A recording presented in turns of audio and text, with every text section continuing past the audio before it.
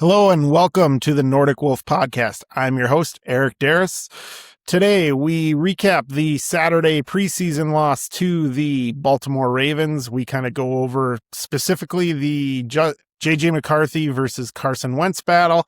And then I want to talk specifically in the second segment about our defense and our special teams and what I expect to see from those two units. Very different reactions from the game and through the first two preseason games.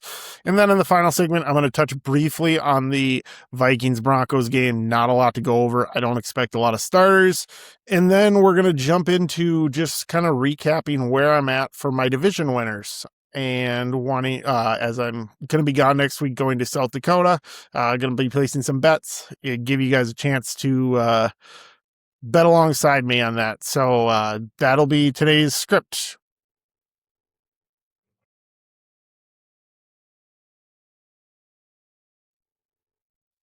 All right. So let's start on the Minnesota Vikings. On their Saturday, their only home preseason game against the Baltimore Ravens, we saw they did some joint practices. So we didn't see any of the starters really playing, as they were all, team. They got to see what they were looking for out of the starters for the most part. I was not at the joint practices. From reports that I heard, defense dominated the joint practices both ways. The Vikings offense, even the first team did struggle. However, in the 2-minute drills, they were able to make some plays and they were able to kind of win the day, kind of feel some confidence going into those. Baltimore is going to have a good defense. I really like Jesse Minter as a head coach. I think he was a really high-level defensive coordinator for the Chargers. And actually, we'll go more into that as we go into the division previews here and where I'm at. Kind of going to run through each division real quickly. I know I did some articles through things, obviously through training camp changes. There may be some changes, so I'm going to lock in my final ones here. I have not even looked at it, so we're going to go it live. But let's get into this game first. The big story, obviously, was the quarterbacks. JJ McCarthy finished 5 of 10 for 81 yards. He had a 77.5 rating. Again, he's with second teamers, and I do want to say the offensive line play was awful. Watching the film, it wasn't great across the board. Michael Juergens, the center, was probably the best, but everyone else below average. But of those 81 yards, 50 of them came on one play. It was a long pass to Ty Felton. Not a perfect pass, but again, with the pressure that he was getting, throwing it on the run, it's pretty good. And then his best pass today was actually about a 25-yard out route to Miles Price. Hit him right in stride, and Miles Price just couldn't come down with it.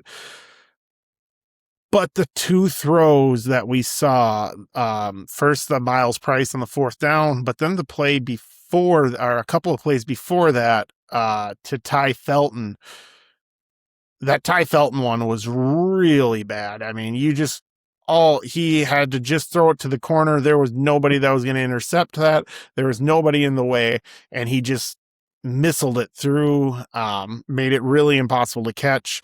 There was some pressure on the Miles Price one. Miles Price doesn't have quite the height that he's normally going to get, and I think maybe a receiver with a better catch radius might be able to come down with it. But again, those are the gimme throws that we just aren't seeing from the development of JJ McCarthy. He just has been unable to layer in passes. And again, if you want a franchise quarterback, I want somebody that can make all the passes, can make all the reads. And this has been JJ McCarthy from really day one. Well, I think he's regressed from day one. You watch the film, he was hitting guys in stride. He was not throwing that in that first preseason game against the Raiders. It was very nice touch passes. He did have a bad interception in that game, but that's going to happen. But what we're seeing now, just as a guy that has no confidence,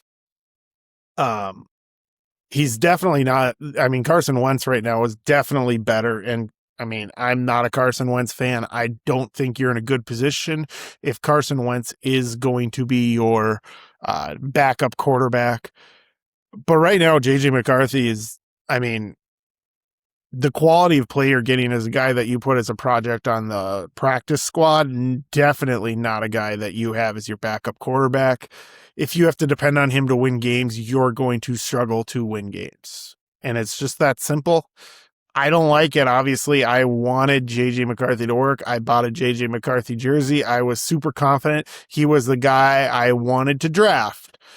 And I desperately did not want to draft Bo Nix. I was not a fan. I still am not a fan of Bo Nix. I don't think there's a building around Bo Nix once you have paid him. So I will always defend that I would rather have a guy miss like JJ McCarthy so you can just move on than have a guy like Bo Nix, where I think once you pay him $50 million, you're going to struggle to be able to win consistently, similar to the Dolphins with Tua. I think Michael Penix is in that same vein. Unfortunately, it just looks like if you didn't have a top 3 pick, no one else will be worth paying, in my opinion. I could be wrong about Bo Nix. I feel pretty good about JJ McCarthy and Michael Penix that they are not going to work in the NFL. We'll say, I see a lot of pushback on the JJ McCarthy, maybe getting a Sam Darnold or Baker Mayfield like resurgence.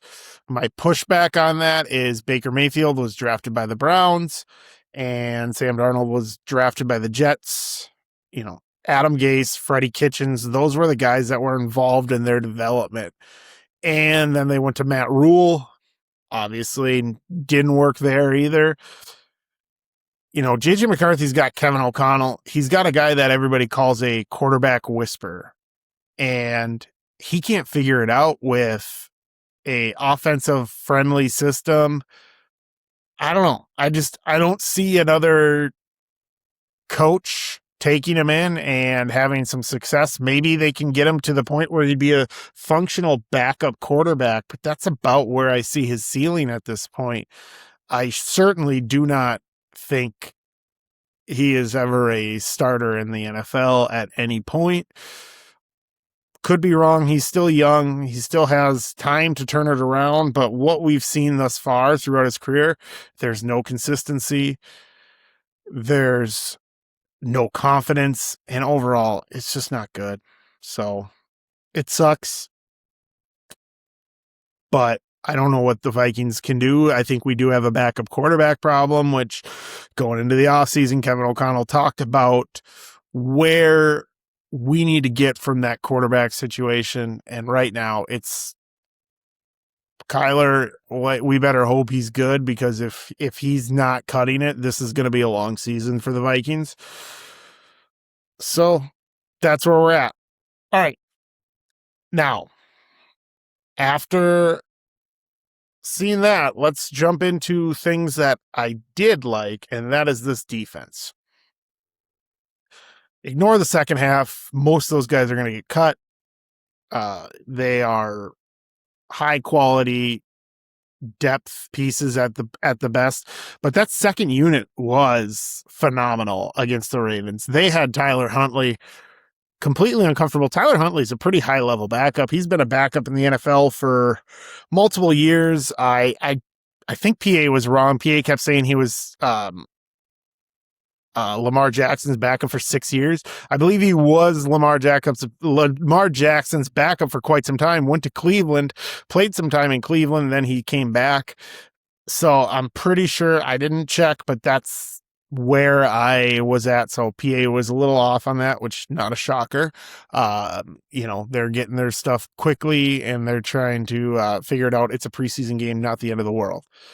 But our defense had them just throwing in fits, and this was our second team. No starters were on the field. I thought Dominique Orange, Caleb Banks showed a lot more promise after a really disappointing preseason debut for those two. They were pushed around by the Giants. Dominique Orange specifically did a great job. He's eating up double teams, which did open things up for Caleb Banks. Brian Flores was lining them up all over the defensive line. Caleb Banks had some runs as defensive end. He was playing 3 technique. And then, when Dominique Orange was in, he was eating up blocks. He dropped back into coverage a couple of times. His play recognition on a screen was fantastic.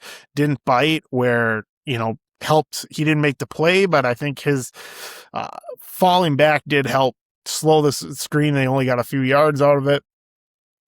Just really high level play for some rookie players to see. Jake Goladay, he's similar to the first game, all over the field, had some nice plays, had some plays where he overcommitted on some of the drives. And then, Jacob Thomas has been a revelation at safety. We still don't really know what's going to happen with Harrison Smith. From my conversations, the vibe is he's not coming back, but I don't think anybody knows. I always figured it was kind of the Brett Favre situation, that he didn't want to go to training camp, and after preseason game number 3, he would show up and be ready to play. But we're seeing some depth at the safety position. I know we have Josh Metellus, Theo Jackson, Jay Ward, who can kind of be a hybrid nickel/safety. All these guys seem like they could play. Jacob Thomas looks like a real, great depth piece. And then at corner, Charles Demings, I think he's going to end up being, that third, fourth cornerback, along with James Pierre and Byron Murphy and Isaiah Rodgers. So really looks like our secondary has improved. And obviously our defense last year was fantastic. I just think right now we look like we have a top 5-ish defense. I think we're just going to, if we just get a decent play from our offense, we're going to be a top level team. That's where, again, we'll go into the division betting here shortly, but why I really like the Vikings. But we'll go division by division onto that. Finally, before kind of to tie a bow into the Vikings preseason game, the special teams. We got a disaster on our hands with our special teams coverage unit specifically. Will Reichard, awesome. Best field goal kicker in the league, potentially. He was an all-pro last year, and he deserved every second of that. He is every bit as good as Brandon Aubrey, and nobody talks about him because he's not in Dallas. If he was in Dallas, everybody and Brandon Aubrey was in Minnesota, everyone would talk about how Will Reichard is the greatest kicker of all time. You don't even hear anything about him. So this is nothing to do with Will Reichard. But Achilles heel last year for the Vikings. Penalties on kick return coverage, penalties on punt return coverage. We had 6 in the first preseason game and 3 in the second preseason game. I don't get it. I don't know what Matt Daniels is doing, but the biggest thing, we can't be starting these drives from inside the 15-yard line every single drive. Just not going to have a high success rate. When most teams are averaging starting on, 15 to 20 yards ahead of the time, you're just setting yourself up behind the sticks. And the frustrating part about it is, at some point, I get last year, there's not much you can do about it midseason. You fire your special teams coordinator. Well, who's going to come in and change anything? We had the chance. How did Matt Daniels keep his job? Doesn't make sense to me. Our special teams are a disaster, and I don't know. I don't think we can fix it right now, but at this point, if we're still dealing with this after this Denver preseason game, what? Do you wait until Matt Daniels costs you a game to move on from him? Because that's what it sure seems like is going to end up happening. It seems pretty predictable, and I don't get how there was no decisions or changes made, because he does not seem to be able to coach guys to block without committing penalties. Many of these penalties are away from the play that have nothing to do with it. If the players can't do it, then the players have to be changed. But to me, at 2 years of this, it comes down to coaching. And at this point, it's on Kevin O'Connell. Kevin O'Connell had the chance to make this decision. There was obviously issues with it last year, and we just haven't seen much. So that'll be one of the big things I'm looking for in Friday's preseason game with Denver. There's not a lot with it. Obviously, it's up in the air who will play. JJ McCarthy left again with early on Saturday's game with some, he kind of got beat up a bit. Again, it doesn't help the JJ McCarthy train when his availability is one of his biggest issues we've had, and he wasn't available to play the whole first half. If he can play, I think they have to play him, because at this point, I just don't think we have a requisite roster to not play him. But anyway, sorry, lost my train of thought there for a second. But no, JJ needs to play. Carson Wentz, I don't think you need to play him a whole lot. I think you showcase Max Brosmer. As in terms of the final QB roster, I don't know if they end up trading JJ. I think if they can't trade him, I don't think you cut him just with the due money. I could see then Brosmer being cut and then moved to the practice squad. I don't think you would worry too much about a team wanting to snatch up Brosmer. I do think you keep Wentz as a at this point. I think Wentz would be your number 2 though over JJ McCarthy if the roster stays as is, and I think Brosmer would go to the practice squad. Other than that, I'm just interested to see some of the second teamers on defense. See if we can get some improved offensive line play from our backups. Wasn't great, but the third preseason game, a lot of guys playing that are getting showcased that are probably going to get cut. So not a lot of things to watch. So take a quick break, and when we come back, I will have some division stuff ready. We'll go division by division, and we'll finish with the NFC North as I'll talk on the Vikings.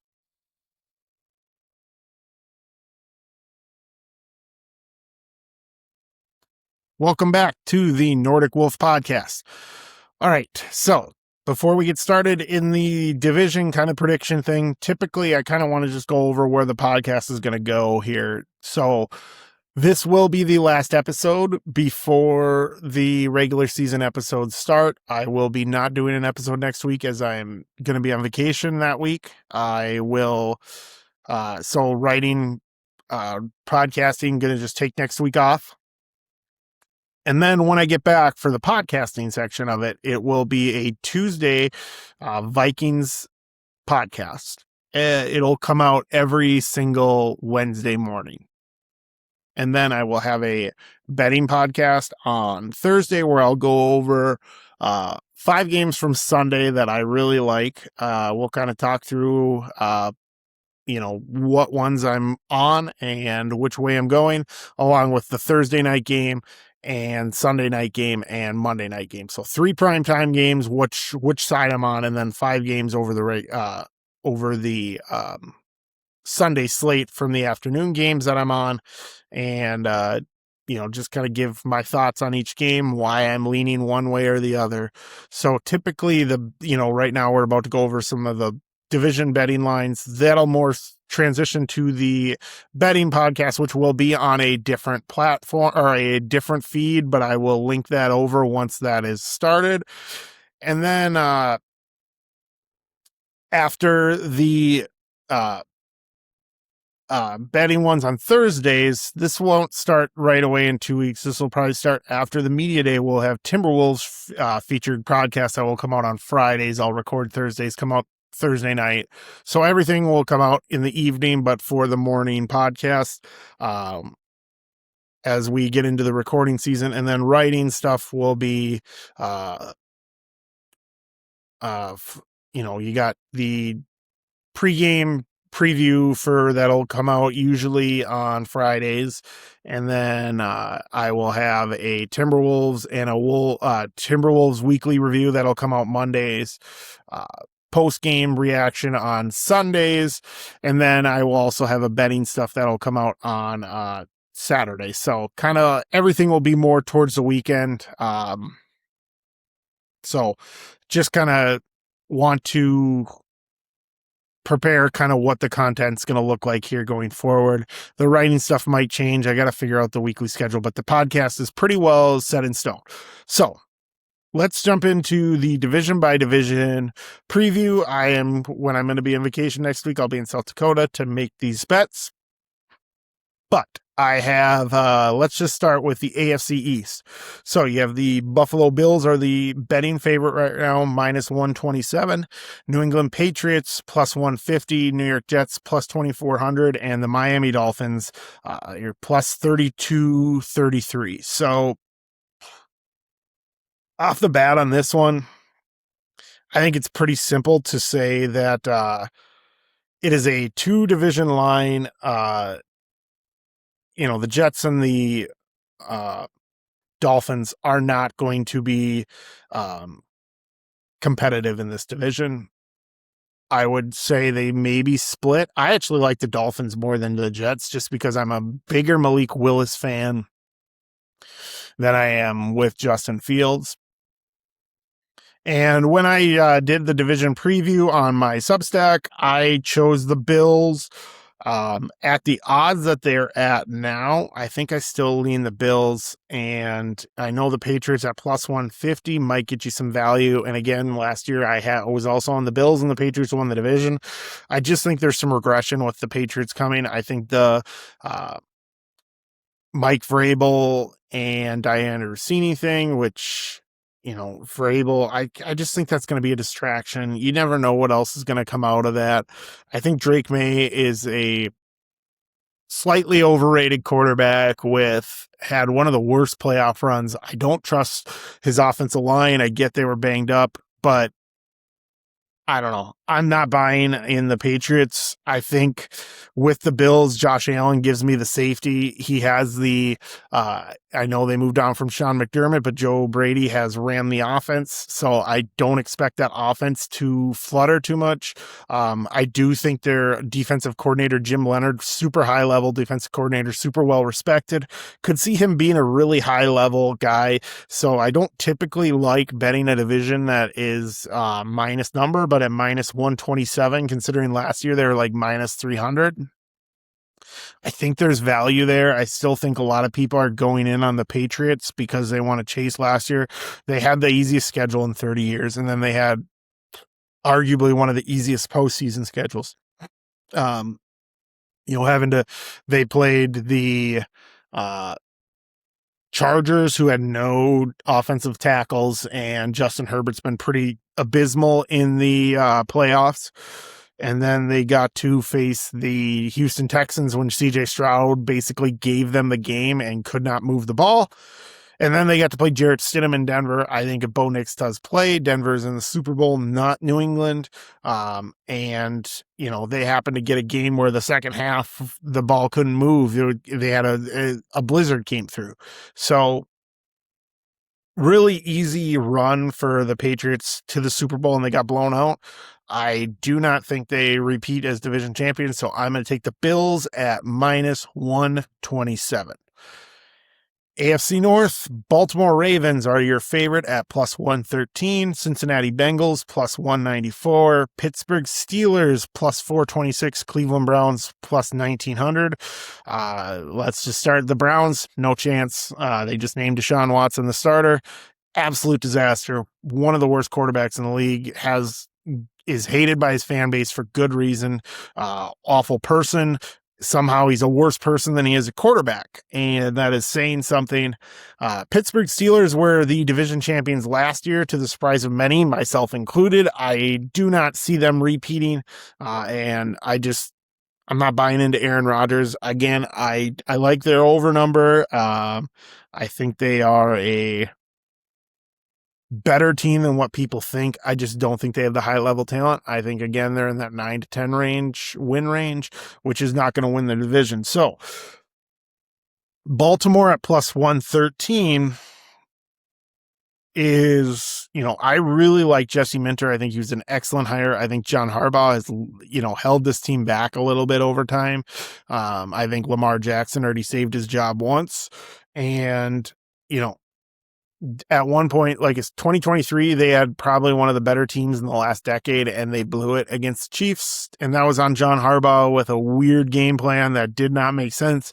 They kept insisting on passing the ball, even though their running game, they had Derrick Henry, unreal team, and they just blew it. I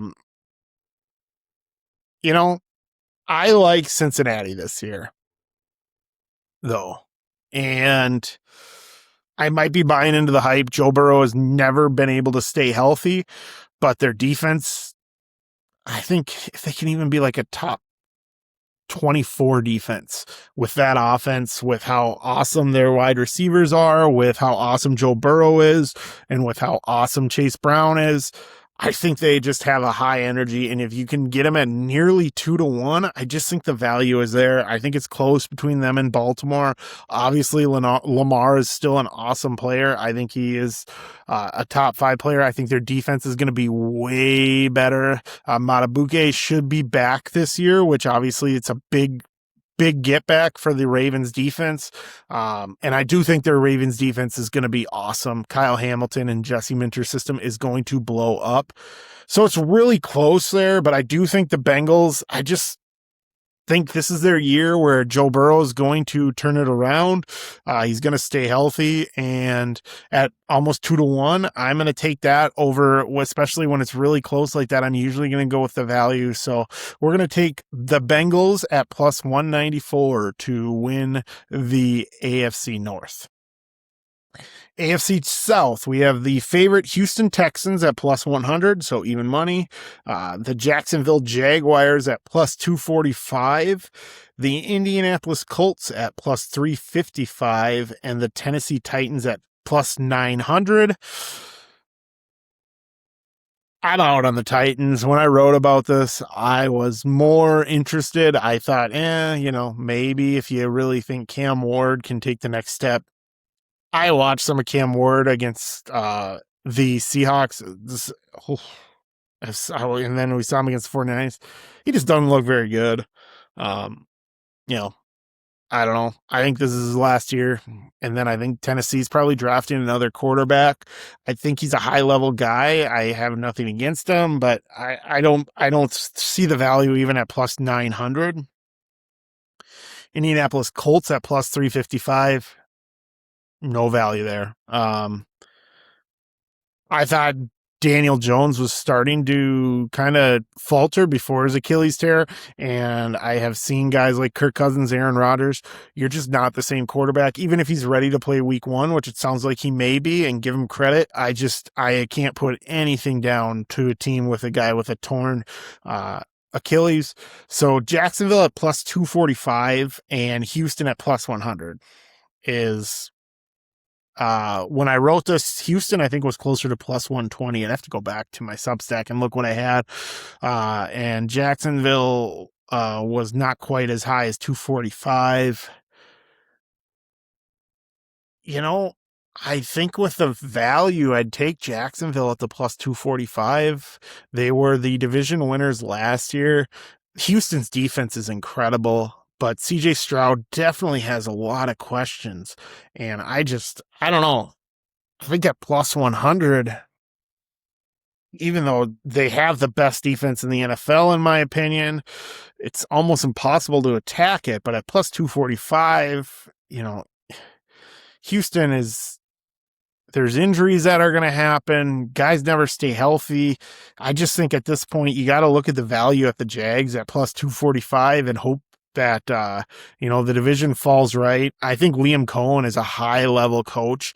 We've seen what he got out of Baker Mayfield. Trevor Lawrence was the best he's looked. I think in year 2 in that system, at that value, I just think you're crazy if you pass up the Jaguars. So that one's probably going to be a flip for me, and I'll kind of keep an eye. Like I said, we're about a week out a little over a week and a half before I make these bets. But as of right now, I would say the Jacksonville Jaguars would be a flip for me with the odds here. All right. So AFC West, Denver Broncos are your favorite at plus 170. Kansas City Chiefs at plus 186. LA Chargers plus 203. And Las Vegas Raiders at plus 1011. Raiders, nope. Haven't liked what I've seen out of Fernando Mendoza. Doesn't look like a quarterback that's capable of winning this division right now. So 3-team race. So when I did this, Denver Broncos were the number 3 ranked team. So obviously professionals have been jumping in on the Denver Broncos as they have moved from the number 3 to the number 2. The Chiefs were the betting favorite. They are at now plus 186, and the Chargers were second and now they're third at plus 203. I think Denver, there was value in Denver as the third favorite at plus 170. I don't trust Bo Nix, as I said earlier, not my favorite quarterback. I was on Denver last year, not on them this year. I think their defense is a little overrated. So I would say your value then goes on the Chiefs or the Chargers. And, at plus 203, I think I'm on the Chargers. I was on the Chargers in the my Substack article, but I was close with them in Denver. But as a third favorite at plus 203, so over 2-1 money, I think the Mike McDaniel hire is I think he's a top level offensive schemer. I think their running game is bound to be super successful. Joe Alt and Rashawn Slater coming back. I mean, that's basically they're adding 2 all-pro left hard tackles, one on the left, one on the right side. That's going to change the game. I still don't have questions of Justin Herbert as a postseason quarterback, but I have no questions about Justin Herbert as a regular season quarterback. He is a top-end talent. I think he, in the regular season, has been a top 5 to 7 quarterback. We haven't seen any postseason success. He has not won yet in the postseason. But at 2-1, I have to take it. I still have questions about the Chiefs. It's hard to put any money on the Chiefs when I don't know for sure what Pat Mahomes' knee is going to look like, what his recovery time is, and I think the Chargers are your best value at plus 203. All right, so on to the NFC East. We have Philadelphia Eagles favorite plus 144, Dallas Cowboys plus 163, New York Giants plus 456, Washington Commanders plus 614. Commanders and Giants I'm out on, both due to coaching. I think Washington is bound to fire Dan Quinn. I think Dan Quinn is a terrible quarterback, and he's just kind of keeping Jaden Daniels at a standstill for his career. New York Giants, I don't think Jackson Dart is the answer. I think Jackson Dart is kind of a moron. I don't really like John Harbaugh. I think John Harbaugh is a okay coach. I don't think he's super high level. I think he benefited from a fantastic Joe Flacco playoff run, and then he got kind of locked into Lamar Jackson. I don't like that he is in control of the player personnel. I didn't like their offseason. I still don't think they can stop the run. So I don't think there is any value at not even 5-1. Give me any team in this. I'd take Washington, I think, before the Giants, just because at least Washington at plus 614 makes a little bit more sense. I think Jaden Daniels gives you some upside where he could just have a year if he comes back and blows it out of the water where he could run his team into the division winner. But, Eagles plus 144, Dallas plus 163. So the value very similar. I like what Dallas did for the offseason. I think Philly won the division for the first time in over 20 years, twice in a row. No team has repeated in over 20 years. I don't think they three-peat. I am not a Nick Sirianni guy. You will learn that about me. I do not like the attitude he has. I don't think he provides much as a schematic guy. Obviously, Howie Roseman, fantastic GM, really high-level guy. Like Howie Roseman. I am a Brian Schottenheimer fan after last year. He grew on me. I thought he was going to be kind of the village idiot. He wasn't. But I think their defense should, similar to like the Bengals, can they be a top 24 defense? They were horrible last year. Their offense is going to move the ball. They have the best offense in the division. I don't like the Eagles having this new Sean Mannion system. I don't think it fits with Jalen Hurts. I don't think the West Coast system fits. They lost A.J. Brown.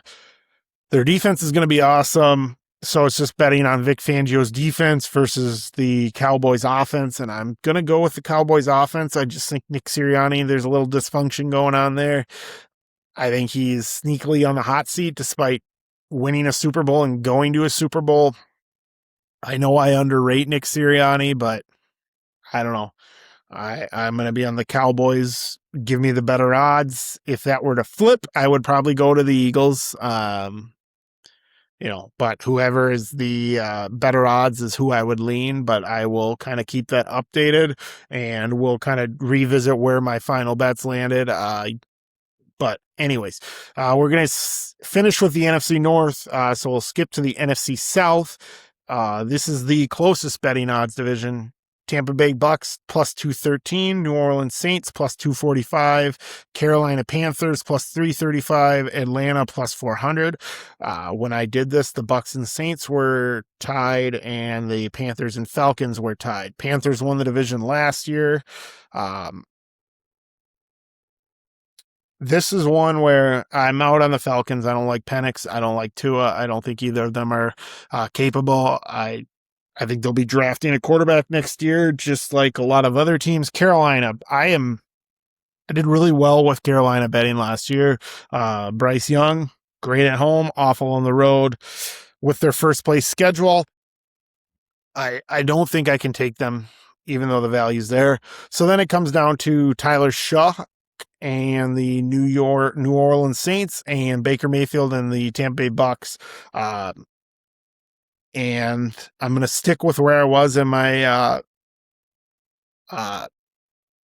Substack. I took the Bucks, and I'm going to stick with the Bucks.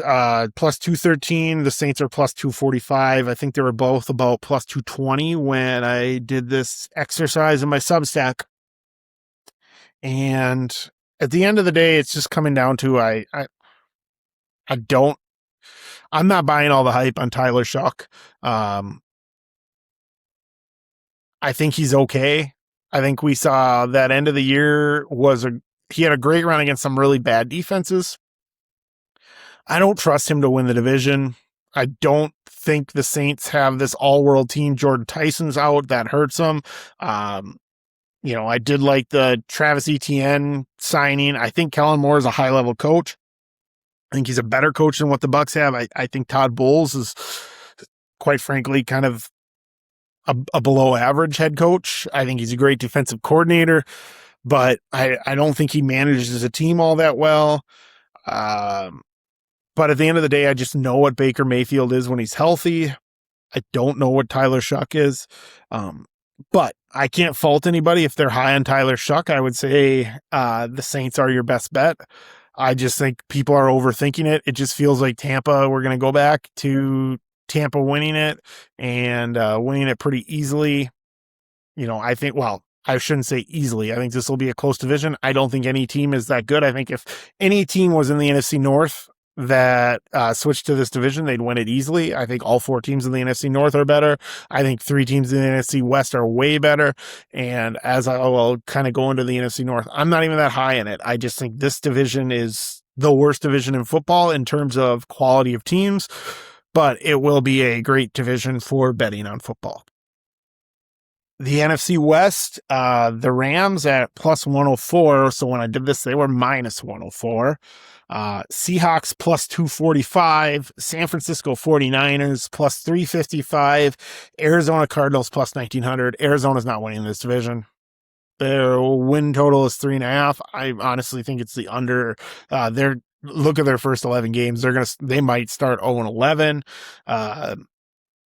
But the 49ers at plus 355, Seahawks plus 245, and the Rams at plus 104.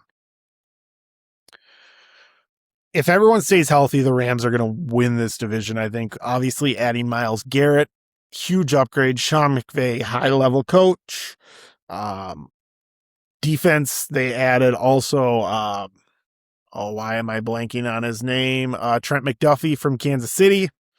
So they invested basically 2 first-round picks to grab Trent McDuffie and Myles Garrett. Unbelievable defense if they can stay healthy. the defense was their biggest thing. They also brought in, why can't I think of his name? Jalen Watson from Kansas City. They have a totally revamped secondary, which that is what killed them last year. Seahawks at plus 245, defending Super Bowl champions. I actually think the Seahawks, I would say, are the worst of these three's value. Don't get me wrong, Mike McDonald is an awesome head coach, probably the best defensive coach right now, maybe him or D'Amico. Their defense should be really good. The loss of Kenneth Walker, the loss of Reek Woolen, the loss of Kobe Bryant, all those things matter. They did lose a lot of key pieces. They do have still a young, really good defense, and I wouldn't be shocked if they won it. But last year, this was one of my better division picks. They were 5-1. They were the worst division, and worst odds in this division, and I just don't see that odds even at 2.5-1. So I think the 49ers actually are the best odds at plus 355. So they were one game away from winning the division last year. They were all they had to do is win a home game against Seattle, and they would have had the number 1 seed, which is pretty crazy. And that was with the worst injury luck in the NFL. They added Mike Evans, who is hurt. This Deshaun Stribling, though, rookie wide receiver, pretty high level receiver. Nick Bosa should be back. Fred Warner should be back. I just think, they lost Ricky Pearsall, but I think, again, Deshaun Stribling will play a good effect. I think at 3.5-1, I got to go with the 49ers. Like I said, the Rams, if they stay healthy, will probably win the division. They're just a pretty stacked team. But again, all it takes is an injury to Stafford for a couple of games, who's 38 years old. Myles Garrett missing a couple of games. All these things happen. Injuries happen. Every team deals with it, and I'm kind of banking that the 49ers maybe this year will finally get some injury luck to go their way, but we will see. Final division, NFC North, which is obviously where the Vikings are at. Detroit Lions are the favorite at plus 170, Packers plus 233, Bears plus 257, Minnesota Vikings plus 335. I don't get these odds at all for the Lions being the top betting odds. I would have thought the Bears would be, but they're the third. I'm out on the Lions. I get they have an easy schedule, but I don't see the value there with their offensive line. Terrible. Going to be awful. Defense, terrible. Going to be awful. Packers, Micah Parsons could miss 6 to 8 weeks. Their defense last year was not great without Micah Parsons. Half the season he's out. They lost a lot of their wide receiver depth. I don't trust their offensive line. Chicago Bears, Kobe Bryant, they signed from the Bears, done for from the Seahawks. He's done for the year. He could maybe come back if they have a playoff run. I think Ben Johnson's a super high level coach. I think Caleb Williams is going to be awesome. So the Bears, they're going to have to score 1 million points, similar to the Lions. They have a better offensive line though than the Lions. So that's where I would be more on the Bears than the Lions. But to me, the Vikings, they have the best defense in the division that I'm, 100% sure on the coaching. Obviously, Green Bay has a good defense, but I don't know about Jonathan Gannon. And then for the Vikings, obviously, there's questions about Kyler Murray. So to me, it's like all 4 teams have areas where you could see them winning, but all 4 teams have major questions. So at that point, I'm going to take the Vikings at plus 335. Pretty dead set on that. I think the Vikings are the healthiest of all the teams, but that is where I am at right now. So, as I said, the betting stuff I'll kind of cover where I ended on the first Nordic Wolf sports betting podcast. But for now, that is all we have today. Like I said, I will have one more article here coming out after the Vikings game. So that'll probably come out on Sunday. Sunday, I'll probably get that out, kind of go through once I watch the film.